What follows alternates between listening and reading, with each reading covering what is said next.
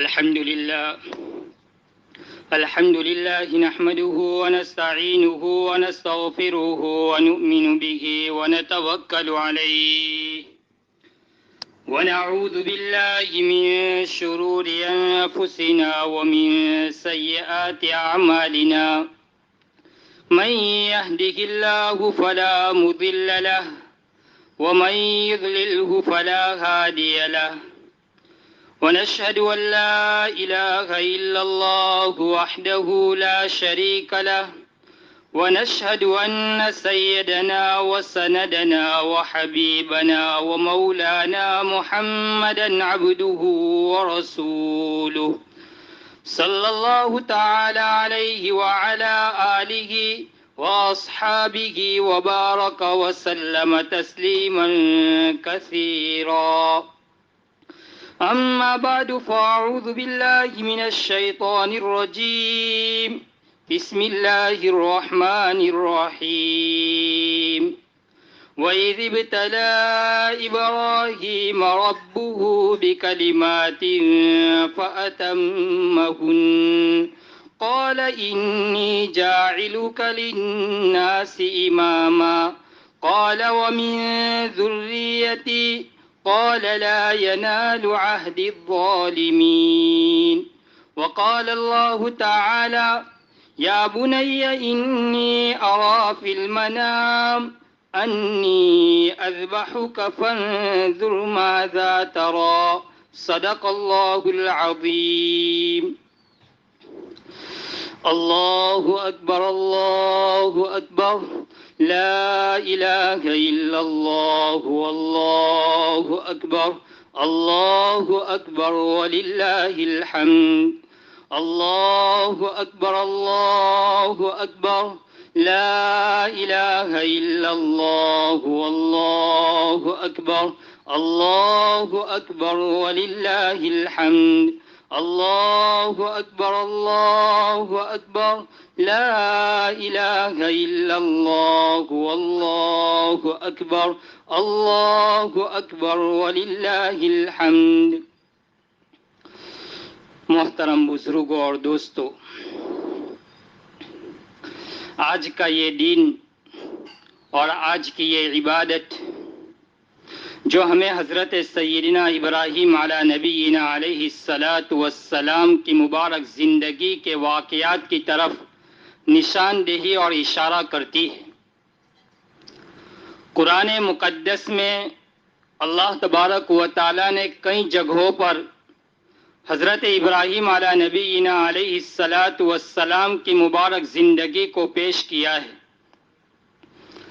قرآن چونکہ واقعات کی کتاب نہیں ہے، قرآن کا نزول اس لیے نہیں ہوا ہے کہ وہ واقعات کو بیان کرے، بلکہ قرآن کا نزول جو ہوا ہے اور اللہ تبارک و تعالی قرآن کے اندر میں اشارہ کرتا ہوا چلتا ہے کہ جس کے اندر میں امت کے لیے رہنمائی ہوتی ہے. قرآن کریم میں اللہ تبارک و تعالی فرماتے ہیں وَإِذِ ابْتَلَى إِبْرَاهِيمَ رَبُّهُ بِكَلِمَاتٍ فَأَتَمَّهُنَّ. ہم نے ابراہیم کو چند باتوں کے ذریعے آزمایا. دنیا والوں کا امتحان چھوٹا موٹا ہوا کرتا ہے. سیدنا حضرت ابراہیم علی نبینا علیہ السلام کا امتحان کوئی معمولی امتحان نہیں تھا. آج کے اس مبارک دن کے اندر میں میرا اور آپ کا ایک جانور کو ذبح کرنا بہت آسان ہے، لیکن حضرت ابراہیم خلیل اللہ علیہ السلام کے مبارک زندگی کے اوپر اترنا، آپ کی سنتوں کے اوپر اترنا بہت مشکل ہے. حضرت سیدنا ابراہیم علی نبینا علیہ السلام کی جب مبارک زندگی کو ہم اٹھاتے ہیں تو آپ کی پوری زندگی یہ مبارک امتحان سے بھری پڑی ہوئی ہے. ابراہیم علی نبینا علیہ السلام نے جس گھر میں پیدا ہوئے اور جس گھر کے اندر میں آپ نے آنکھ کھولی، وہ گھر بت پرستی کا مکان تھا، وہ بت گھر تھا، اور اس گھر کے اندر میں بتوں کی پوجا کی جاتی تھی، بتوں کو فروخت کیا جاتا تھا اور بتوں کے نام کے اوپر تحفے تحائف آ رہے تھے۔ ابراہیم علیہ نبی علیہ الصلاۃ والسلام نے جب آنکھیں کھولی اور یہ سب دیکھ رہے تھے کہ میرے باپ کے پاس تحفے تحائف آ رہے ہیں، آپ بھی یہ کام کر سکتے تھے کہ جب میں اپنے باپ کی گدی کے اوپر بیٹھوں گا تو یہ ساری چیزیں مجھے بھی ملے گی۔ ہر بیٹے کو اپنے باپ کا نائب بننے کی تمنا ہوا کرتی ہے۔ ہر بیٹا یہ خواہش رکھتا ہے کہ میرا باپ جو کام کرتا ہے میں بھی وہی کام کروں، تاکہ ابراہیم علیہ نبی علیہ الصلاۃ والسلام کے پاس بھی وہ سارے تحفے تحائف آنے لگے۔ ابراہیم یہ کام کر سکتے تھے اور یہ سوچ رکھ سکتے تھے، لیکن ابراہیم علیہ نبی علیہ الصلاۃ والسلام نے اس کام کے بجائے اور اس سوچ کے بجائے جو سوچ رکھی وہ سوچ یہ تھی، یا ابت لا تعبد الشیطان ان الشیطان کان للرحمن عصیا۔ اے میرے ابا، اب شیطان کی پرستش نہ کیجیے، آپ جس کی پرستش کر رہے ہیں وہ سراسر اللہ کے خلاف ہے، یہ ہمارا مالک ہو ہی نہیں سکتا۔ جس کو آپ اپنے ہاتھوں سے بنا رہے ہیں، جس کے سامنے آپ سجدہ کر رہے ہیں، بھلا وہ ہمارا مالک ہو سکتا ہے؟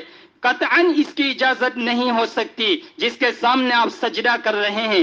یاد رکھو میرے ابا، جس کے آپ پرستش کر رہے ہیں میں اس سے بالکل بری ہوں اور میں قطعاً اس کی پرستش نہیں کروں گا۔ وَإِنِّي مِنَ الْمُسْلِمِينَ، میں تو سچا پکا مسلمان بن کر زندگی گزاروں گا۔ جب ابراہیم علیہ نبی علیہ الصلاۃ والسلام نے یہ بات اپنے والد کے سامنے جب رکھی تو والد نے یوں کہا، قال اراغب انت عن آلہتی یا ابراہیم، اے ابراہیم تو لگتا ہے تو ہمارے معبودوں سے پھیرا ہوا اور پچھڑا ہوا معلوم ہوتا ہے۔ یاد رکھنا، لئن لم تنتہ لارجمنک وہجرنی ملیا، اگر تو باز نہیں آیا تو یاد رکھنا میں تجھے سنسار کر دوں گا، میں تجھے مار مار کر ختم کر دوں گا، تو میری نظروں سے دور ہو جا۔ وہ بیٹا بھی بیٹا تھا، جب اپنے باپ کے الفاظ سن رہے تھے اور بیٹا رخصت ہو کر کہہ رہا ہے، قال سلام علیک ساستغفر لک ربی، آپ کے لیے سلامتی ہو، میں جا رہا ہوں، میں اپنے رب سے آپ کے لیے استغفار کروں گا اور آپ کی بخشش طلب کروں گا اور آپ کے گناہوں کو بخشواؤں گا، میں جا رہا ہوں۔ ابراہیم علیہ الصلاۃ والسلام کو اپنے والد نے گھر سے نکال دیا، یہ کوئی معمولی امتحان ہے۔ وہ شخص ہی جانتا ہے جس کو اپنے گھر چھوڑنا ہو، جس کو وطن چھوڑنے پر مجبور کیا جا رہا ہو۔ نبی کریم صلی اللہ علیہ وسلم جب مکہ المکرمہ چھوڑ کر آپ مدینہ المنورہ جا رہے تھے تو آپ بار بار مکہ کی طرف دیکھ رہے تھے، آپ کعبۃ اللہ کی طرف دیکھ رہے تھے اور آپ کی آنکھوں مبارک سے آنسو جا رہے تھے اور آپ کی زبان مبارک پر یہ کلمات جاری تھے، او مکہ، اگر یہ میری قوم مجھے نہ نکالتی تو میں ہرگز تجھے نہ چھوڑتا۔ تو وہ انسان ہی جانتا ہے جس کو اپنے گھر اور اپنے وطن چھوڑنے پر مجبور کیا جا رہا ہو۔ اس کے بعد ایک اور بڑا امتحان آ رہا ہے، جب آپ کی یہ توحید کی دعوت وقت کے بادشاہ جس کو نمرود کہا جاتا ہے ان تک جب یہ بات پہنچی تو انہوں نے آپ کو بلایا۔ میں صرف مختصر اشارات کرتے ہوئے چل رہا ہوں۔ اس مختصر کے وقت میں حضرت ابراہیم علیہ الصلاۃ والسلام کی جب دعوت پہنچی وقت کے بادشاہ نمرود کے پاس تو نمرود نے یہ دیکھا کہ میری بادشاہت کا مسئلہ ہے، میری چودراہٹ کا مسئلہ ہے، کہیں ایسا نہ ہو کہ سارے شہر کے اندر میں لوگ توحید کو قبول کر لے تو میری بادشاہت کا مسئلہ آ جائے گا۔ چنانچہ انہوں نے ابراہیم علیہ الصلاۃ والسلام کو بلایا اور ان سے بحث و مباحثہ کیا اور ان سے پوچھ تاچھ کی۔ ابراہیم علیہ نبی علیہ الصلاۃ والسلام نے دلائل کے ذریعے ان کو شکست دی، ان کو ہرا دیا اور ابراہیم علیہ الصلاۃ والسلام نے فرمایا، فإن اللہ یأتی بالشمس من المشرق فأت بها من المغرب، میرا اللہ وہ ہے جو سورج کو مشرق سے نکالتا ہے۔ اگر تو رب ہے، اگر تو خدا ہے، اگر تو رب ہونے کا دعویٰ کر رہا ہے تو فأت بها من المغرب، تو سورج کو مغرب سے نکال کر دیکھا، فبہت الذی کفر، وہ ہکا بکا ہو گیا، اس کے بس کا یہ کام ہی نہیں تھا۔ وہ نمرود مبہوت پریشان ہو گیا اور وہ عاجز آ گیا کہ اب میرے پاس کوئی بچنے کا چارہ نہیں ہے۔ اس نے اپنی قوم کے ساتھ مل کر یہ متفقہ فیصلہ کر کر لیا کہ ہم ابراہیم علیہ نبی علیہ السلام کو آگ میں جلا دیں گے. چنانچہ دنیا جانتی ہے کہ اس آگ کا عالم کیا تھا. دنیا جانتی ہے کہ اس آگ کا عالم کیا تھا. 1.5 مہینے تک لکڑیوں کو جمع کیا گیا. تاریخ کی کتابوں میں ہے 1.5 مہینے تک لکڑیوں کو جمع کیا گیا, اور لکڑیوں کو جمع کرنے والوں کی تعداد 1000 سے زائد لوگوں کی بتلائی جا رہی ہے.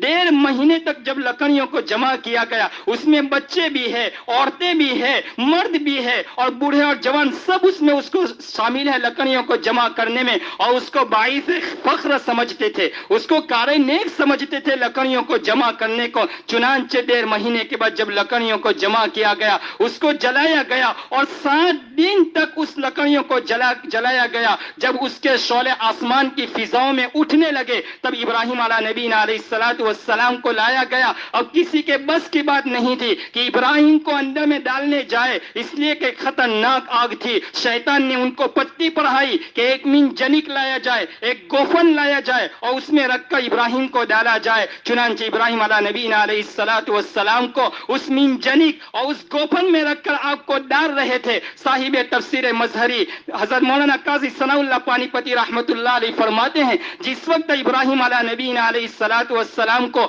آگ میں ڈال رہے تھے, اس وقت آپ کی زبان مبارک پر یہ کلمات جاری تھے, لا الہ الا انت سبحانک لک الحمد ولک الشکر ولک الملک لا شریک لک. لا الہ الا انت سبحانک لک الحمد ولک الشکر ولک الملک لا شریک لک. یہ کلمات کا پڑھنا تھا کہ اللہ کی رحمت جوش میں آ گئی, اور اللہ نے آگ کو حکم دے دیا, قلنا یا نار کونی بردا وسلاما علی ابراہیم.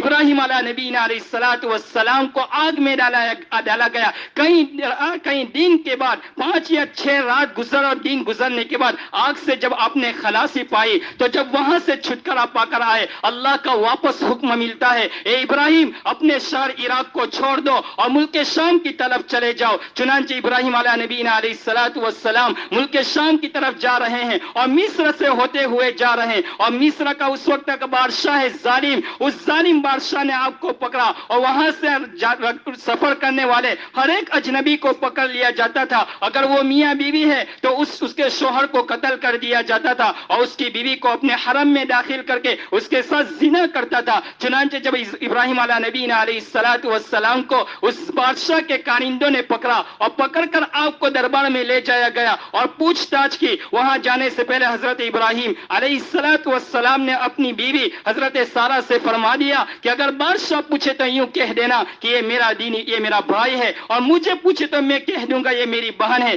اس لیے کہ اس وقت روئے زمین کے اوپر اللہ کا نام لینے والے ہم دونوں میں سے کوئی نہیں ہے.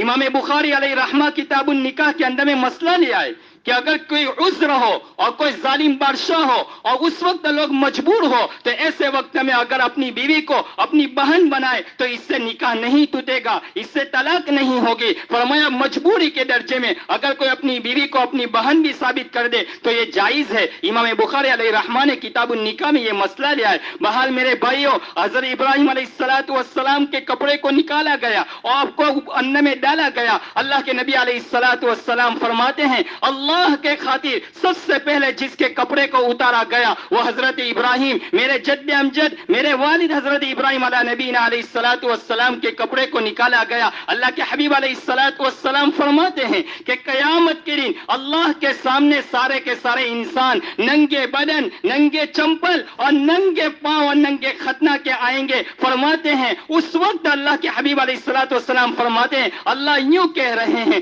جیسے تم پیدا ہوئے تھے ایسے ہی میں تم کو لوٹاؤں گا. کما بدأنا اول خلق نعید, کما بدأنا اول خلق نعید, میں تمہیں دوبارہ اسی طرح لاؤں گا. تم دنیا میں آئے تھے بغیر کپڑوں کے, تم کل قیامت کے دن دوبارہ آؤ گے بغیر کپڑے کے حالت میں. تم دنیا میں آئے تھے بغیر چمپل کے, تم میرے پاس حاضر, تمہیں میں لوٹاؤں گا بغیر چمپل کے. جب تم دنیا میں آئے تھے تو بغیر ختنے کی صورت میں آئے تھے, کل قیامت کے دن تمہیں جب حاضر کروں گا تو بغیر ختنہ کی صورت میں حاضر کروں گا. اللہ اللہ تبارک و تعالیٰ اس معمولی چمڑی کو بھی لوٹا دے گا جب دنیا میں ہم آئے تھے اور ہمارے بدن سے اس ختنہ کی شکل میں، اس ختنہ کی صورت میں جو معمولی چمڑی تھی اس کو جو کاٹ کر پھینک دیا تھا، ہمیں بھی نہیں پتا، اس کاٹنے والے کو بھی معلوم نہیں۔ اللہ کہتے ہیں او میرے بندو میں قادر مطلق ہوں اس چمڑی کو لوٹانے پر، او میرے بندو تیری پچھلی زندگی کو حاضر کرنا میرے لیے اس سے زیادہ آسان ہے، تیری پچھلی زندگی کو حاضر کرنا میرے لیے اس سے زیادہ آسان ہے۔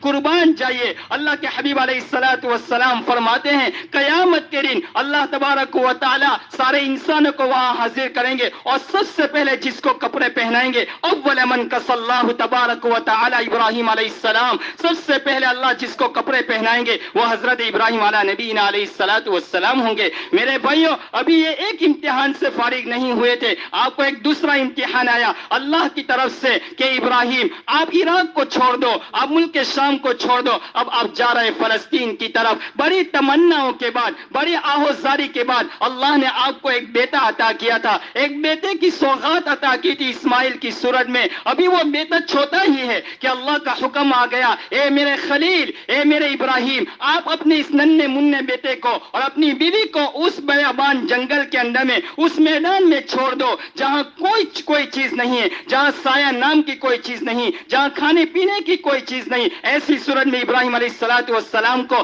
اپنے نور نظر، اپنے لخت جگر حضرت اسماعیل اور اپنی بیوی کو چھوڑنے کا حکم ملتا ہے۔ ابراہیم علیہ السلام وہاں سے رخصت ہو گئے۔ میرے بھائیوں، بڑی قربانی حضرت ابراہیم علیہ نبینا علیہ الصلوۃ والسلام نے دی۔ اس کے بعد اللہ کی طرف سے ایک اور حکم ملتا ہے کہ اس جگہ پر ابراہیم علیہ الصلوۃ والسلام نے اپنے نور نظر کو بسایا، اپنی بیوی کو بسایا، جو بالکل ویران تھا، جن کو آج ہم مکہ کہتے ہیں، جن کو ہم بکہ کہتے ہیں۔ ان اول بیت وضع للناس للذی ببکۃ مبارکا وہدی للعالمین۔ چنانچہ وہاں پانی بھی نہیں، کوئی چیز نہیں، ہاجرہ پریشان ہو گئی اور اس پریشان ہونے کے بعد آپ دوڑ رہی تھی، چکر لگا رہی تھی، اللہ نے ایک آبشار کھول دیا، ایک چشمہ جاری کر دیا اور اس پانی کو کہا جاتا ہے مائے زمزم۔ وہ جنت کے پانی سے بھی افضل ہے، اتنا متبرک پانی ہے اور وہ پانی برکت ہے حضرت حاجرہ اور حضرت اسماعیل علیہ الصلوۃ والسلام کی۔ نبی اکرم صلی اللہ علیہ وسلم کا جب شک کے صدر ہوا،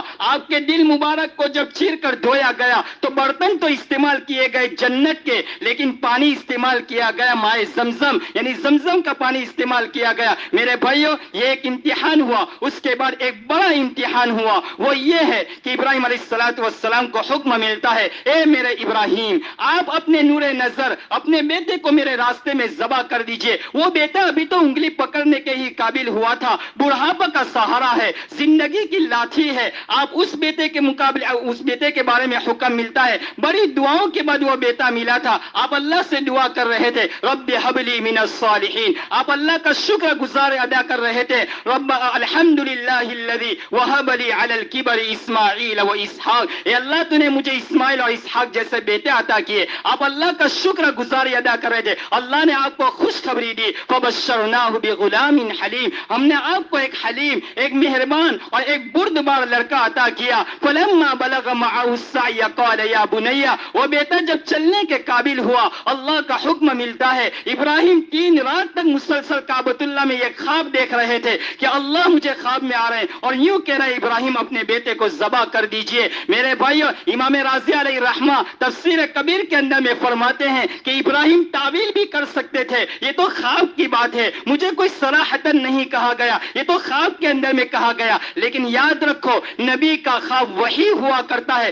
ابراہیم علیہ الصلوۃ والسلام اپنے بیٹے سے کہہ رہے ہیں، یا بنی انی ارا فی المنام انی اذبحک فانظر ماذا ترى، اے بیٹے میں تجھے خواب میں دیکھ رہا ہوں ذبح کرتے ہوئے، تیری کیا رائے ہے؟ یہ کوئی مشورہ نہیں لے رہے تھے، ابراہیم دیکھنا چاہتے تھے کہ میرا بیٹا اسماعیل کی کس قدر تربیت ہوئی ہے، وہ اپنے ایمان میں کتنا مضبوط ہے، وہ دیکھنا چاہتے تھے۔ وہ بیٹا بھی وہ بیٹا تھا جو آگے جا کر نبی بننے والا تھا۔ یا ابت افعل ما تؤمر ستجدنی انشاء اللہ من الصابرین، اے میرے ابا آپ کر گزریے جس کا اللہ آپ کو حکم دے رہے ہیں، انشاءاللہ آپ مجھے صبر کرنے والوں میں سے پاؤ گے۔ جب ابراہیم علیہ نبینا علیہ الصلوۃ والسلام اپنے لخت جگر نور نظر کو لے کر جا رہے ہیں مینا میں، اور مینا میں پہنچے، وہاں اللہ کو منصور اسماعیل کی قربانی نہیں تھی، اللہ کو دیکھنا تھا کہ میرا ابراہیم میں اپنے بیٹے کی محبت میں پاگل ہے، بیٹے کی محبت اس کے دل میں زیادہ ہے یا میری محبت زیادہ ہے؟ میرے بھائیو، یہاں سے یہ معلوم ہوتا ہے کہ ہم جو قربانی دے رہے ہیں وہ حقیقت میں اللہ دیکھنا چاہتا ہے کہ تم مال کے پجاری ہو، تم دولت کے پجاری ہو، یا اللہ کی محبت تمہارے دل میں ہے۔ افسوس افسوس میرے بھائیو، آج ہمارے معاشرے سے یہ قربانی کی رسم آہستہ آہستہ گھٹتی جا رہی ہے۔ لوگ جانور کو قربانی کرنے کو ایک بوجھ سمجھتے ہیں۔ ابھی چند دن پہلے ایک آدمی نے مجھے کہا، مولانا کیا قربانی کرے؟ اس کو لانے کا، اس کو پالنے کا، اس کو نہلانے کا، اس کو چارہ لانے کا، اور پھر اس کا گوشت لوگوں کے سامنے تقسیم کرنے جانے کا، اس کے اوج کو ڈالنے جانے کا، اس کے ہڈیاں ڈالنے جانے کا، یہ ایک طرح کا جھنجھٹ کون کرے گا؟ ہائے میرے بھائیوں، یاد رکھو اللہ کے طرف سے بہت سارے ایسے فیصلے ہوتے ہیں جو سزا کی صورت میں، جو عذاب کی صورت میں نافذ ہونے والے ہوتے ہیں۔ اگر قربانی کرو گے، اللہ اسی قربانی کی برکت سے اس فیصلے کو روک لیتے ہیں۔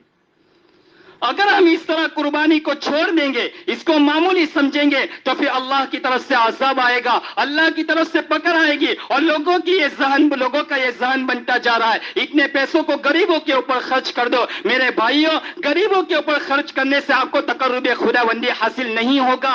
غریبوں کے اوپر مدد کرنے سے وہ پورے 11-12 مہینے آپ اس میں غریبوں کے اوپر خرچ کیجئے۔ حضرت جی مولانا الیاس صاحب رحمۃ اللہ علیہ کا ملفوظ ہے، جنہوں نے دین کی توہین کر کے اس پر اشکال کیا، یاد رکھو زندگی میں اس کے ایمان کے خطرات ہیں۔ میرے بھائیو، شریعت کو کیوں ذبح کرتے ہیں؟ شریعت کو کیوں پامال کرتے ہو؟ اللہ اس کے رسول کی زندگی کے کوئی کیوں ذبح کرتے ہو؟ اس کے ساتھ کیوں کھیلواڑ کرتے ہو؟ اپنے جذبات کو ذبح کیجئے، اپنے خواہشات کو جذبات کیجئے، اللہ اس کے رسول کی شریعت کو جذبہ نہ کیجئے، اس کو ذبح نہ کیجئے، اس کے ساتھ کھیلواڑ نہ کیجئے۔ جب بھی کوئی مسئلہ آتا ہے دین کے اوپر ہوتا ہے تو سارے لوگ فتویٰ پوچھنے آتے ہیں، سارے لوگ وہاں مسئلے پوچھتے ہیں، اور جب دنیا کا کوئی مسئلہ ہوتا ہے وہاں کوئی مشورہ نہیں دیتا۔ امور دنیا کے باب میں تو کوئی مشورہ نہیں جاتا، جب دین کا معاملہ ہوتا ہے سارے لوگ وہاں مشورہ دینے جاتے ہیں۔ بہرحال میرے بھائیو، حضرت ابراہیم علیہ نبینا علیہ السلام نے بہت کوشش اور کاوش کے بعد اس کے اندر میں کامیاب ہو گئے، اور اللہ تبارک و تعالیٰ نے اس اسماعیل کی جگہ پر ایک دمبا کو بھیج دیا، اور اس کے بعد اللہ تبارک و تعالیٰ نے رہتی دنیا تک حضرت ابراہیم علیہ نبینا علیہ السلام کی اس سنت کو جاری کر دیا۔ قربانی بھی یادگار ہے حضرت ابراہیم علیہ السلام کی، اور حج بھی یادگار ہے حضرت ابراہیم علیہ نبینا علیہ السلام کی۔ اللہ نے فرمایا وَأَذِّن فِي النَّاسِ بِالْحَجِّ يَأْتُوكَ رِجَالًا وَعَلَى كُلِّ ضَامِرٍ يَأْتِينَ مِنْ كُلِّ فَجٍّ عَمِيقٍ۔ ابراہیم آپ کعبۃ اللہ بنائیے، آپ اللہ کا گھر بنائیے، اس کے بعد آپ صدا لگائیے، لوگ دوڑ دوڑ کر اس کی طرف آئیں گے۔ مجھے یہاں ایک مسئلہ بیان کرنا ہے، ہم قربانی بھی دیکھیے اور حج بھی دیکھیے، قربانی اللہ کو منظور نہیں، اللہ کو قربانی مقصود نہیں، اور حج بھی اللہ کو مقصود نہیں۔ ان دونوں عبادتوں میں اگر غور کیا جائے تو ہمیں ایک سبق ملتا ہے، وہ ہے من چاہی زندگی کو چھوڑ دو اور رب چاہی زندگی کو اختیار کر لو۔ اللہ جس وقت جو حکم دے رہا ہے اسی کے اوپر لبیک کہنا چاہیے، اسی کو اختیار کرنا چاہیے، تب جا کر رب خداوندی حاصل ہوگی، تب جا کر تقرب خداوندی حاصل ہوگی۔ میرے بھائیوں، ہم زمین کے اوپر دندناتے پھر رہے ہیں، اللہ کی شریعت کے ساتھ کھیلواڑ کرتے ہیں۔ وہ شہر خاموشہ روزانہ ہمیں پکار کر کہتے ہیں، اور زمین کے اوپر چلنے والوں، ایک دن تمہیں میرے اندر آنا ہے اور میرا عذاب دیکھ لو گے، میرا معاملہ تمہارے ساتھ دیکھ لو گے۔ اگر تم رب چاہی زندگی گزار کر آؤ گے تو میری نعمتیں بھی دیکھیں گے، میرے انعام بھی دیکھیں گے، اللہ کی طرف سے جو تم پر ہونے والا ہے۔ اس لیے میرے بھائیوں، آج کا یہ پیغام ہے ہمارے لیے کہ ہم رب چاہی زندگی گزارنے والے بنے، ہم مولا کے منشے کے مطابق زندگی گزارنے والے بنے، ہم رب چاہی زندگی گزارنے والے بنے۔ یہ پیغام ہے عید کا، یہ پیغام ہے حج کا، یہ پیغام ہے کعبۃ اللہ کا، یہ پیغام ہے مینا اور مزدلفہ کا، یہ پیغام ہے مکہ کی گلی گلی کا، یہ پیغام ہے میرے نبی آقا محمد رسول اللہ صلی اللہ علیہ وسلم کا کہ من چاہی زندگی کو چھوڑ دو اور رب چاہی زندگی کو اختیار کرو۔ اللہ تبارک و تعالی ہمیں ان عید کی خوشیوں سے مالا مال فرمائے، ان کی نعمتوں سے بہراور فرمائے۔ اللہ کی بے شمار نعمتیں اتر رہی ہے، اللہ ان سے ہم سب کو مالا مال فرمائے۔ میرے بھائیوں، یہ عید جیسا دن ہے، اللہ کے حبیب علیہ السلام نے تو یہاں تک فرمایا کہ تمہاری قربانی عیدگاہ میں ہونی چاہیے، لیکن ہمارے اعمال بد ہے کہ آج ہم وہاں قربانی نہیں کر رہے ہیں۔ دن بدن ایسے مسئلے پیش آ رہے ہیں، اب تو ایسے مسئلے پیش آ رہے ہیں، کہیں ایسا نہ ہو کہ آگے جا کر ہم قربانی کرنے سے بھی محروم ہو جائے. اللہ حفاظت فرمائے. اس لیے میرے بھائیوں ہمیں اللہ کو سامنے رکھ کر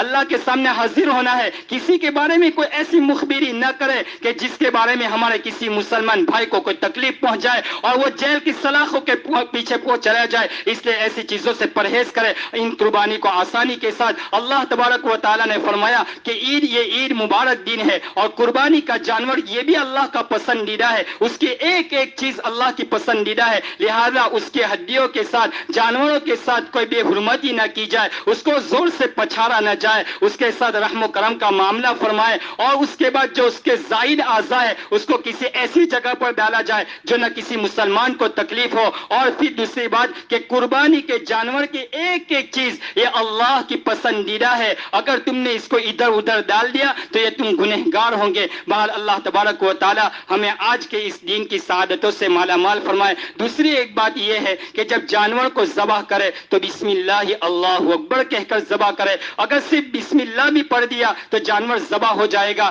حلال ہو جائے گا. دوسری بات کہ جب جانور کو ذبح کرے تو اس کی 4 رگ ہے. ایک رگ اس کی جو ہوتی ہے وہ سانس لینے کی ہوتی ہے, اور ایک رگ اس کے خوراک کی ہوتی ہے, اور 2 رگ اس کی خون کی ہوتی ہے. چاروں رگوں کا کاٹنا ضروری ہے. اگر 4 رگ میں سے 3 رگ بھی کٹ جائے گی تب جانور حلال ہو جائے گا. لیکن اگر 4 میں سے 2 کٹی اور 2 نہیں کٹی تو یاد رکھو جانور حرام ہو جائے گا, اس کا گوشت بھی حرام ہو جائے گا, ہماری قربانی ضائع ہو جائے گی. اس لیے چاروں رگوں کو کاٹا جائے اور سب خون کو نکال دیا جائے. جب سب خون نکل جائے گا تب اس جانور کو آہستہ سے سب